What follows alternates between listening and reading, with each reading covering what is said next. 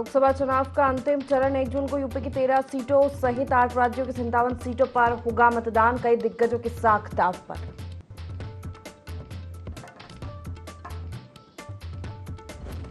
बहराइच में सीएम योगी पर टिप्पणी करने वाला युवक गिरफ्तार। सोशल मीडिया पर पोस्ट कर की थी अभद्र टिप्पणी। केसरगंज इलाके के सिद्रखा गांव का मामला।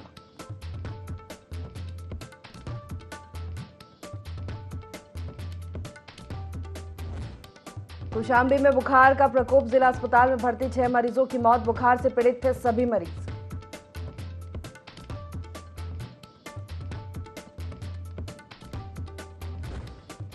झांसी में युवती के पति को शायरी भेजना युवक को पड़ा महंगा। गुलाबी गैंग की महिलाओं ने की धुनाई। सोशल मीडिया पर वीडियो वायरल।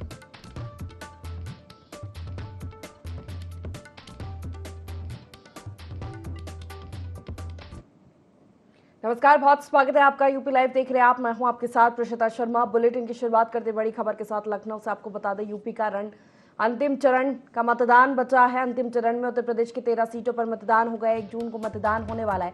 कई दिग्गजों की साख दांव पर है। वाराणसी से चुनाव लड़ रहे हैं पीएम मोदी। आपको बता दें, पूर्वांचल में बीजेपी के सामने पिछला प्रदर्शन दोहराने की चुनौती है। इंडी गठबंधन का भी पावर टेस्ट होगा। महाराजगंज, गोरखपुर, कुशीनगर, देवरिया में मतदान होगा। बांसगांव, घोसी, सलेमपुर, बलिया, गाजीपुर में वोट पड़ेंगे। चंदौली, वाराणसी, मिर्जापुर और रॉबर्ट्सगंज में भी मतदान होगा। इन 13 सीटों पर आखिरी चरण में मतदान होना है 1 जून को।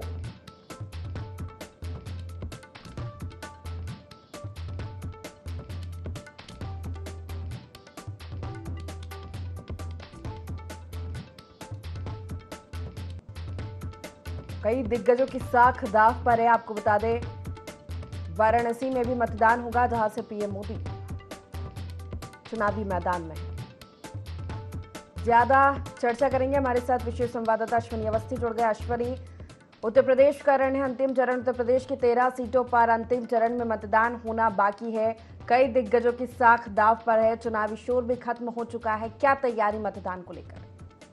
और जी देखिए, आपको बता दें कि लोकसभा चुनाव 2024 का ये 7वां चरण है और वह अंतिम चरण है, जिसमें पूरी तरीके से बात की जाए यूपी की 13 सीटों पर मतदान होना है। जिसमें अगर बात करें वाराणसी से प्रधानमंत्री नरेंद्र मोदी, और अगर बात की जाए अनुप्रिया पटेल, महेंद्रनाथ पांडे, पूर्व पीएम चंद्रशेखर के बेटे नीरज सिंह, कांग्रेस लीडर अखिलेश प्रताप सिंह, कांग्रेस प्रदेश अध्यक्ष अजय राय, और ये मुख्य चेहरे हैं जिनकी भाग्य का जो फैसला जनता करेगी। कल वोटिंग होनी है, पूरी तैयारियां कर ली गई हैं प्रशासन की तरफ से। अगर बात की जाए इससे पहले एनडीए ने पूरी के खाते में 9 जो सीटें थी और वहीं 2 अन्य सहयोगी दल की थी। वहीं अगर बात करें एक सपा और बसपा के पास थी। जैसा अगर बात की जाए तो जिस प्रकार से जो मुख्य चेहरे हैं उनका भाग्य का फैसला होना है और वोटिंग के लिए पूरी तरीके से बूथ स्तर पर पूरी तैयारी कर ली गई थी। बिल्कुल, पूर्वांचल की सीटों की अगर बात की जाए तो बीजेपी के सामने पिछला प्रदर्शन दोहराने की भी एक बड़ी चुनौती है। अश्विनी, बता दें कि जिस प्रकार से जो सीटें हैं कहीं ना कहीं पूरी तरीके से एक बड़ी चुनौती है, चाहे वो देवरिया की सीट हो, चाहे आपकी गाजीपुर की हो और चाहे गोरखपुर की हो। इस तरीके की कुशीनगर, सभी पे अगर बात की जाए तो पूरी तरीके से बीजेपी अपना जो प्रत्याशी उन्होंने उतारा है वो कहीं ना कहीं अधिकतर रिपीट प्रत्याशी हैं। तो वो जो पहले अगर 2014 और 2019 की लहर कही जाए वो इस बार कम दिख रही है। समीकरण की बात करें तो कहीं ना कहीं तो इस प्रकार से लगातार उन्नाव अगर बात की जाए तो पूरी तरीके से गोरखपुर में भी इससे पहले रैलियां हुई हैं। खुद अगर मोदी जी और प्लस योगी जी पहुंचे हैं। पहुंचने के साथ साथ अगर मिर्जापुर की बात की जाए तो वहां पर भी की गई है। तो कहीं ना कहीं पूरी तरीके से अगर बात की जाए तो जो अन्य 2 सीटें उनके पास में है, अदर दल के पास में, उनको भी अपने पास बीजेपी लाना चाहती है। जी चलिए, बहुत शुक्रिया तमाम जानकारी देने के लिए। तो अंतिम चरण में उत्तर प्रदेश की 13 सीटों पर मतदान होना है। कई दिग्गजों की साख दांव पर है। कल मतदान होना है, जिसको लेकर तैयारियां भी पूरी कर ली गई है।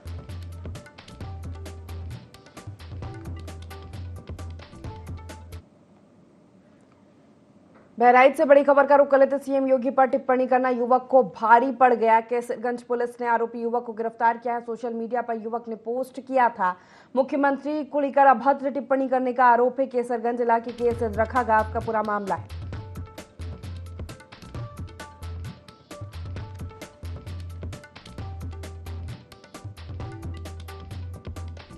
बहराइच से बड़ी खबर। तो मुख्यमंत्री को लेकर अभद्र टिप्पणी करने का आरोप।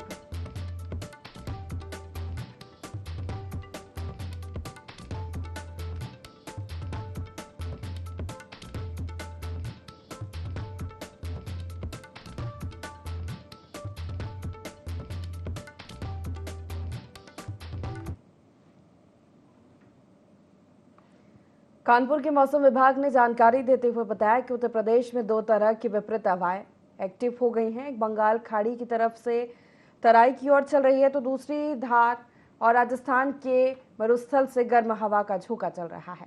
दोनों हवाओं का रुख उत्तर प्रदेश की तरफ ही है, जिससे जब दोनों हवाएं आपस में टकराएंगी तब इस बात की प्रबल संभावना है कि तेज धूल भरी आंधी, बादलों में तेज गर्जना या छिटपुट बारिश हो सकती है। इस कारण से आगामी दिनों में संभवतः तापमान में 1 से 2 डिग्री की गिरावट हो सकती है।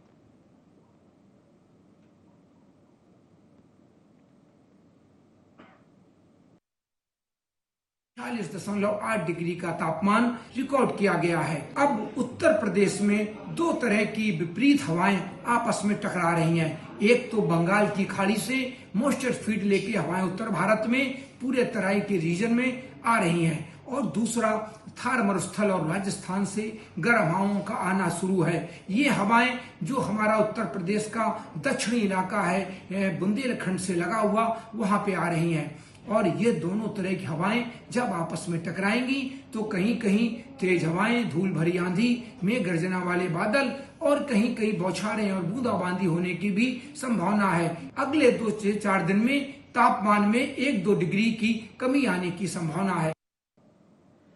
देश में 4 जून को चुनाव का परिणाम आएगा, जिसको लेकर पूरा प्रशासन विभाग अलर्ट मोड पर काम कर रहा है। इस बीच उत्तर प्रदेश के कानपुर में मौसम विभाग ने 4 जून को भीषण गर्मी की घोषणा की है, जिस वजह से जिलाधिकारी राकेश कुमार ने अधिकारियों संग कलेक्ट्रेट सभागार में बैठक का आयोजन किया, जहां गर्मी के मद्देनजर बिजली और जल संस्थान के अधिकारियों को जरूरी निर्देश दिए गए। वहीं दूसरी ओर पुलिस के अधिकारियों, पीडब्ल्यूडी और अन्य विभागों के साथ भी बैठक ली गई। मतगणना को लेकर उन्होंने कहा कि जिस तरह से व्यवस्था के अनुरूप बिना पास के किसी की भी एंट्री मतगणना स्थल में संभव नहीं होगी, जिसको लेकर पुलिस अधिकारियों को निर्देश दिए गए हैं। हम लोगों ने वहाँ मतगणना स्थल पे, चूंकि गर्मी को देखते हुए वहाँ पे जो सारा प्रबंधन है, चाहे वो बिजली का प्रबंधन हो, पेयजल की व्यवस्था हो, साथ ही वहाँ पे जो सामुदायिक सुविधाएं हैं, और इसी तरह से कार्मिकों के लिए और गणना अभिकर्ताओं के लिए, तो उन सभी व्यवस्थाओं के संबंध में बैठक विभिन्न विभागों के साथ की गई थी। पुलिस विभाग के साथ भी बैठक की गई थी, खासतौर से क्योंकि मतगणना स्थल पर जिनके पास होगा, जो अधिकृत होंगे, वही अंदर जा सकेंगे। तो उसको सब दृष्टिगत रखते हुए खासतौर से पुलिस विभाग के साथ, लोक निर्माण विभाग के साथ, बिजली विभाग के साथ, मंडी के साथ, प्लस जो है नगर निगम के साथ, तो सारे जितने भी व्यवस्था सुनिश्चित करने वाले विभाग हैं, उनके साथ जो है बैठक की गई और उनको जिम्मेदारियां दी गई हैं कि कौन क्या प्रबंधन।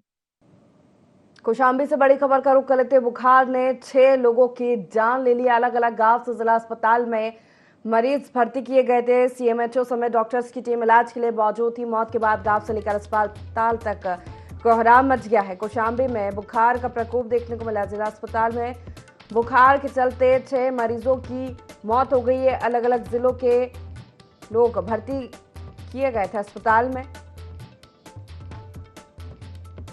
सीएमएचओ सहित डॉक्टर्स की टीम मौके पर मौजूद थी इलाज के लिए।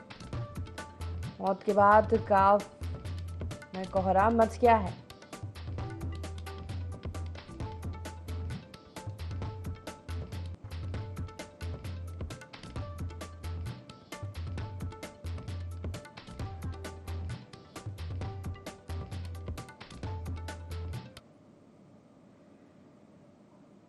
झांसी के थाना नवाबाद क्षेत्र में गुलाबी गैंग की महिलाओं ने एक युवक को सरेआम लात घूंसों से पीटा है और फिर उसे मुर्गा भी बनाया, जिसका वीडियो भी वायरल हो रहा है।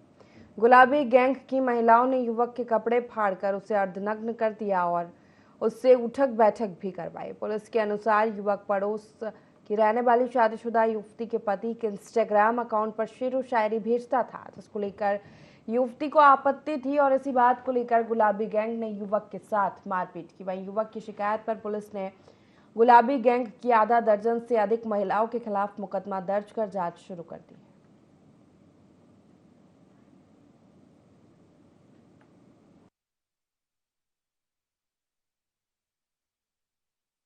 थाना क्षेत्र नवाबाद का एक वीडियो संज्ञान में आया है जिसमें कुछ महिलाओं के द्वारा एक युवक के साथ मारपीट की जा रही है। युवक के द्वारा तहरीर दे दी गई है जिसमें 2 लोग नेम्ड हैं और 5-6 अज्ञात, जो जैसा आप वीडियो में ही देख रहे हैं कि वो गुलाबी गैंग की महिलाएं ऐसा अपने को बोलती हुई नजर आ रही हैं, उसमें सुनाई दे रही हैं। तो इनके विरुद्ध एफआईआर पंजीकृत करते हुए अग्रिम वैधानिक कार्रवाई की जा रही है। हरदोई के पाली कस्बे में युवक की गोली मारकर हत्या कर दी गई। बताया जाता है कि युवक की 3 पहले आरोपी से विवाद हुआ था, जिसके बाद दोनों का मोहल्ला बिरहाना में निर्माणाधीन पुलिस चौकी के पास आमना सामना हुआ, जहां आरोपी ने युवक को गोली मार दी। फिलहाल पुलिस आरोपी की तलाश में जुटी है।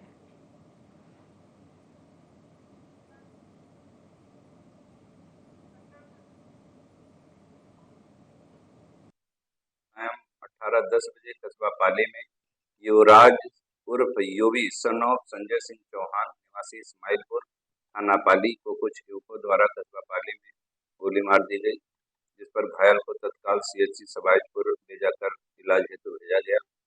सीएचसी सबाइजपुर से गंभीर स्थिति में इसको हरदोई के लिए रेफर किया गया।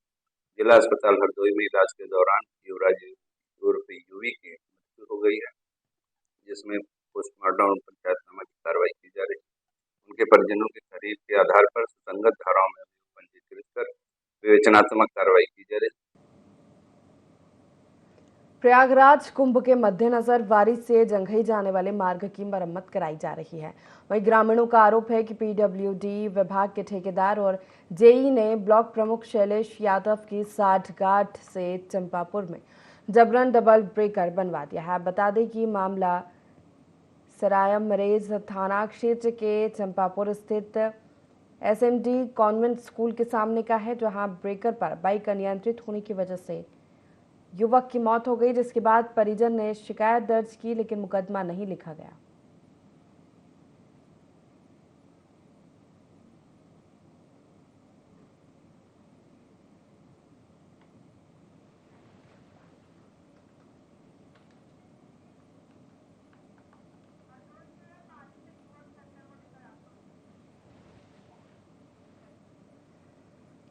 कौशाम्बी से बड़ी खबर का रुख कर लेते हैं, जहां 5 साल के मासूम के साथ अप्राकृतिक कृत्य किया गया। बिस्किट का लालच देकर युवक ने कृत्य किया है। गांव के ही युवक पर अप्राकृतिक कृत्य करने का आरोप लगाया जा रहा है। मासूम की मां ने पुलिस से शिकायत की है। चरवा थाना क्षेत्र का है पूरा मामला बताया जा रहा है। कौशाम्बी से बड़ी खबर आपको बता रहे, जब 5 साल के मासूम के साथ प्राकृतिक कृत्य किया गया है। गांव के ही युवक पर कृत्य करने का आरोप है। मासूम की मां ने पुलिस से शिकायत की है। चरवा थाना क्षेत्र का पूरा मामला बताया जा रहा है।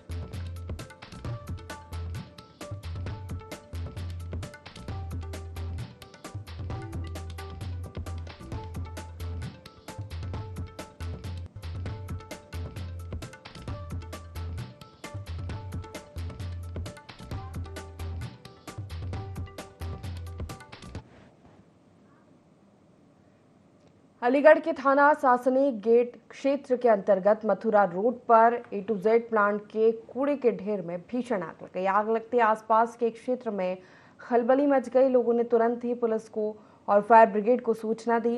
फायर ब्रिगेड और आसपास के क्षेत्र के लोगों ने आग बुझाने का प्रयास किया।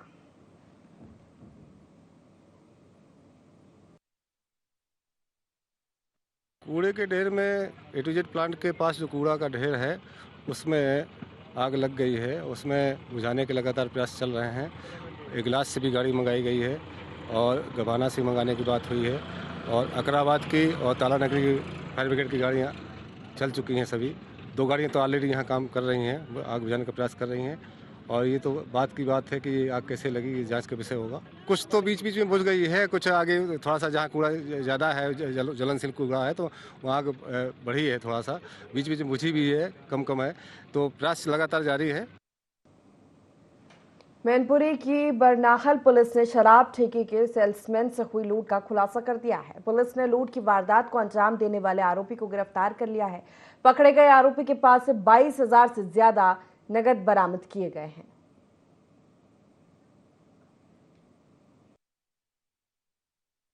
बरनाहल में ग्राम फूलापुर में एक ठेका देसी शराब का प्रभाकांत इसके ऑनर है, पंचायत जी है। 19/5/24 को रात में अपनी बिक्री करके और दुकान बंद करके अपने घर जा रहे होंगे। इनके पास काला बैग था, उसमें कुछ 25,000 रुपये, आधार कार्ड। इन लोगों ने आलमपुरा मोड़ पे 3 व्यक्ति मिले, धक्का लगा के उनका बैग, हेलमेट, मोबाइल सब कुछ छीन लिया। इसे अनावरण किया, जिसमें सत्यम पकड़े गए। इनके पास 2250 रुपये और आधार कार्ड, तमंचा बरामद हुआ। बाकी 2 लोग फरार हैं, उनकी गिरफ्तारी हो जाएगी। कानपुर के सचेंडी थाना क्षेत्र में पीएसआईटी कॉलेज की छत से एक छात्र गिर गया। छात्र का नाम गौरव बताया जा रहा है। घायल छात्र को गंभीर चोटें आई हैं। उसे रिजेंसी हॉस्पिटल में भर्ती कराया गया है, जहां उसकी हालत गंभीर बनी हुई है।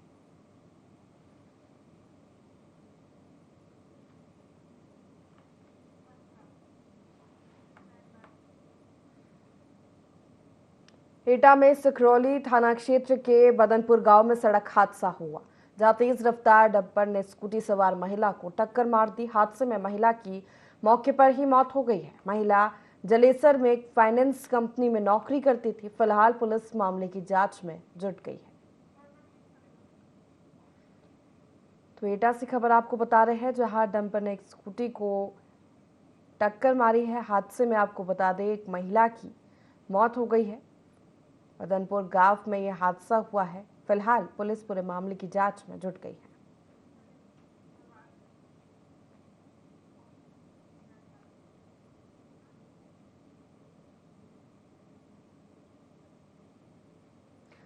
मामला कानपुर के चकेरी थाना क्षेत्र का है, जहां श्यामनगर में 26 मई को 2 पक्षों के बीच किसी बात को लेकर विवाद हो गया था। विवाद इतना बढ़ा कि एक पक्ष ने दूसरे पक्ष पर बुरी तरह से हमला कर दिया, जिससे एक युवक घायल हो गया। घायल युवक को अस्पताल में भर्ती कराया गया, जहां इलाज के दौरान उसकी मौत हो गई थी। पुलिस ने मामले में 2 आरोपियों को गिरफ्तार किया है। वहीं मृतक के परिजनों ने बुलडोजर कार्रवाई की मांग की है। फिलहाल पुलिस आगे की कार्रवाई में जुट गई है।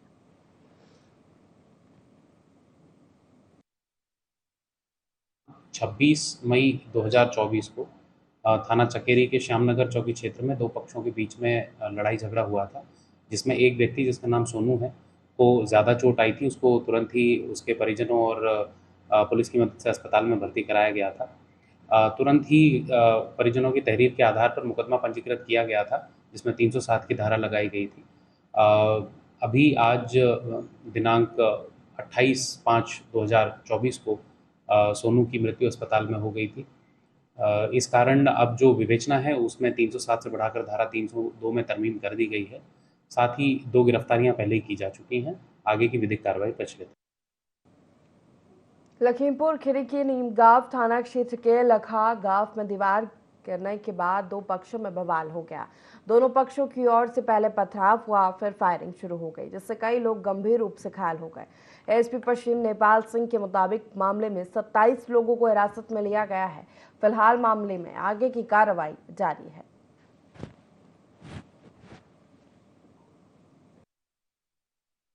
ग्राम लखा नीमगांव की घटना है।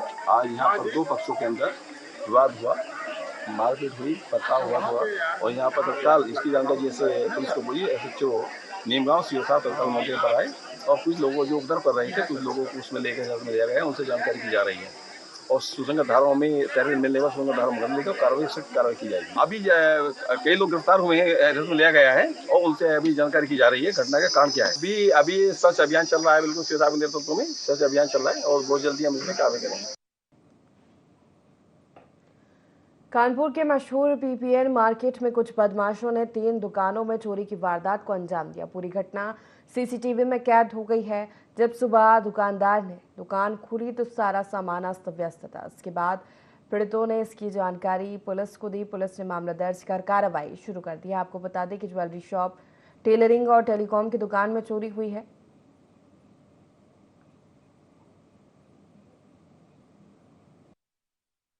यहाँ जो है कोई आदमी, कोई चोर बदमाश ऊपर एग्जॉस्ट फैन की जगह से नीचे दुकान पर उतर आया और ग्राउंड फ्लोर पर जो सामान हमारी सेफ के बाहर रखा हुआ था वो सामान वो चुरा करके ले गया।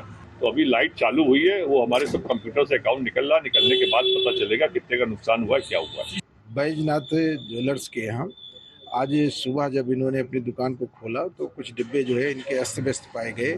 इन्होंने अपना सारा सामान चेक किया तो ऊपर छत से जो एग्जॉस्ट फैन लगा हुआ है उस एग्जॉस्ट फैन के निकाल करके कोई एक व्यक्ति अंदर प्रवेश किया और कुछ जो है चांदी के आभूषण चुरा करके ले गया है। इस संबंध में पूरी घटना सीसीटीवी में कैद भी है और तहरीर प्राप्त करके अभियोग पंजीकृत किया गया है। झांसी के थाना कोतवाली क्षेत्र से छेड़खानी का मामला सामने आया, जिसमें युवक पर पड़ोस में रहने वाले नाबालिग से जबरदस्ती और छेड़खानी करने का आरोप है। बताया जा रहा है कि युवक ने नाबालिग को होटल में ले जाकर जबरदस्ती की, जिसका नाबालिग ने विरोध किया। इसके बाद वहां लोग इकट्ठे हो गए और आरोपी की पिटाई कर दी। बता दें कि पीड़िता की शिकायत पर कोतवाली पुलिस ने मामले में जांच शुरू कर दी है। झांसी से खबर है, जहां छेड़खानी का ये पूरा मामला है। युवक पर नाबालिग से जबरदस्ती करने का आरोप है। लोगों ने आरोपी की जमकर पिटाई की। पिटाई का वीडियो सोशल मीडिया पर जमकर वायरल हो रहा है।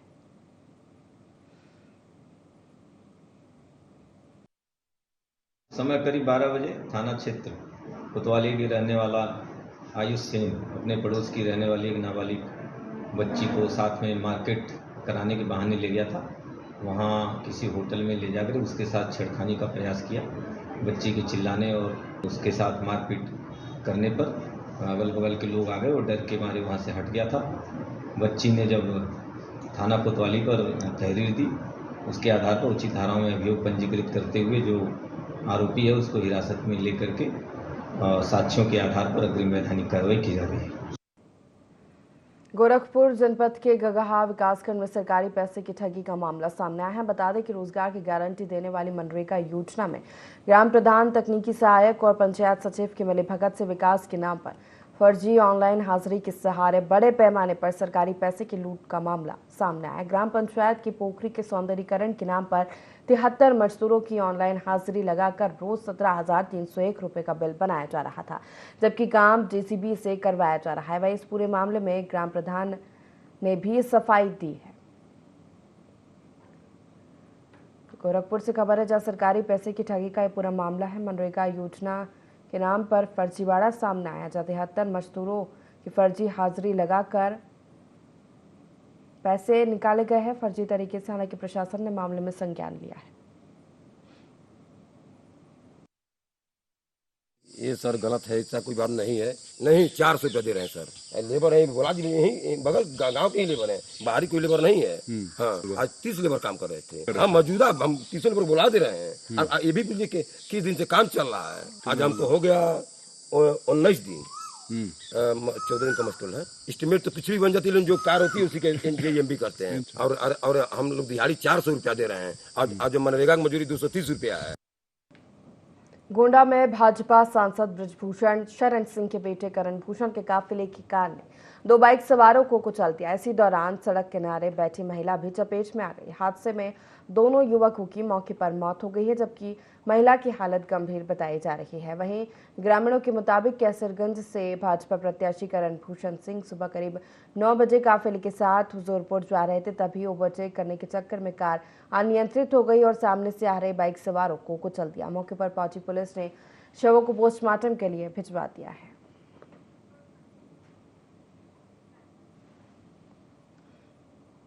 इसी के साथ फिलहाल के लिए इस बुलेटिन में इतना ही। लगातार खबरों के लिए देखते रहिए IND24। नमस्कार।